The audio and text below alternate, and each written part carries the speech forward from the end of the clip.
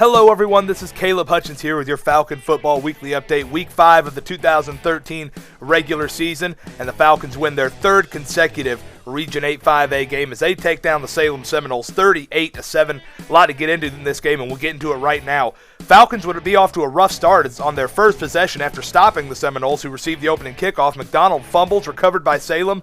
Falcon defense would be stout, though, throughout the game, and you see it here as Lycash Lackey, the quarterback for Salem, be brought down by a host of defenders on third down.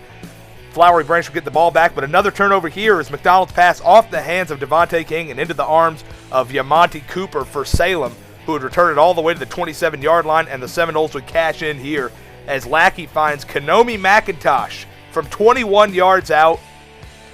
Seminoles up 7-0 after the extra point. Flowery Branch looking for a big play, and they would get one here. Salem forced a punt, and it would be Cameron Davis. Dangerous return man, and he gets 23 yards, making a few Seminoles miss. Nice return there would give the Falcons good field position inside the Salem 35, and they would cash in as McDonald takes it in from a yard out, make it 7-6 Salem at that point. Falcons would go for two, as they've done a lot in the last couple weeks, and it would be Devontae King on a little trick play, and it's 8-7. Salem back on offense here, and you're going to see Lackey rolling out. Going to make one man miss, but sacked by Zach Smith. Fumble would be recovered by number 57, Grant Simons, and the Falcons would take over. Goal to go at the Seminoles' 8-yard line.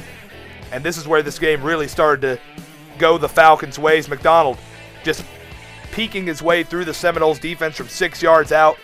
Falcons would get another two-point conversion, be up 16-7. Then you see McDonald here rolling out, and then finding an open Justin Thompson for 32 yards.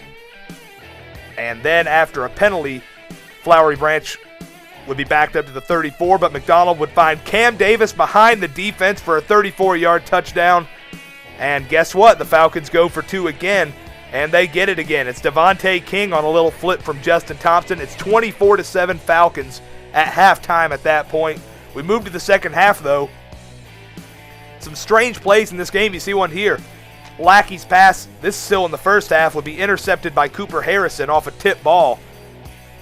And then you see here in the second half is Lackey in trouble, getting away from defenders, heaving one into a crowd. It was tipped by a Flowery Branch defender and into the arms of McIntosh for 52 yards all the way down to the 6-yard line.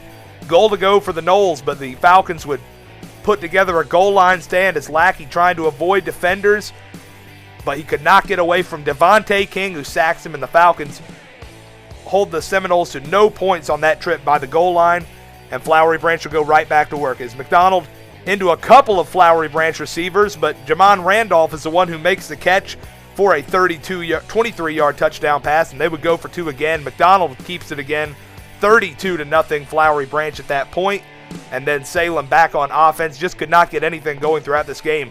Lackey on a low snap picks it up and then heaves it into a crowd where it would be intercepted by Quinshad Jenkins. And that would set up Flowery Branch here as Cam Davis and a quarterback would sneak it in from 7 yards out. Flowery Branch would go for two again, would miss it. The final score, Flowery Branch 38, Salem 7. So there you see it, the Falcons now 3-0 in region play. They get set to take on the winless Appalachia Wildcats, who are still looking for their first win, 0-4 on the year. Look at scores from around Region 8 5A.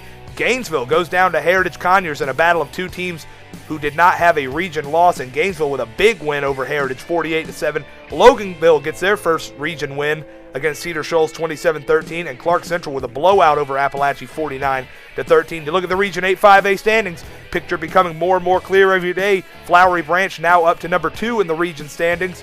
Heritage slides down to 4 after the loss to Gainesville. You see Cedar Shoals, Appalachia, and Winder Barrow, the three teams still looking for their first region win, and Appalachia and Cedar still looking for their first overall win on the season. Loganville and Salem both hanging around with 1-2 region records, so that will be something to keep an eye on there. So that is it for this week. The Falcons get set to take on the Appalachia Wildcats at the Branch at 7:30 on October 4th. We hope to see you there.